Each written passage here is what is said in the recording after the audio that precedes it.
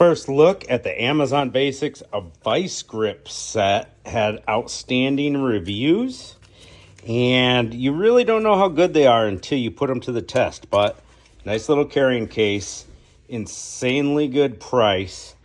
You get these three: small, medium, and large. Large and small needle nose style. Vice grips as a hood strut test.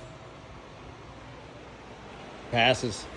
Used the Amazon Basics vice grips a couple times now, and my middle teeth aren't worn out. These tips are starting to wear out a little bit.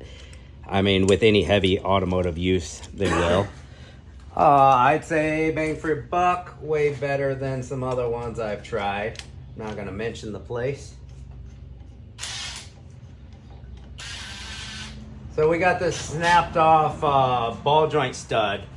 Cut the two grooves in it because the stud just spins because it's sheared off.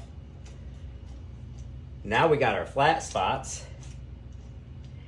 These grips feel just like the top brand as far as closing. Now we're on our flat spots and Jamie can rip the nut off. Let's see if they hold up. They're holding up so far.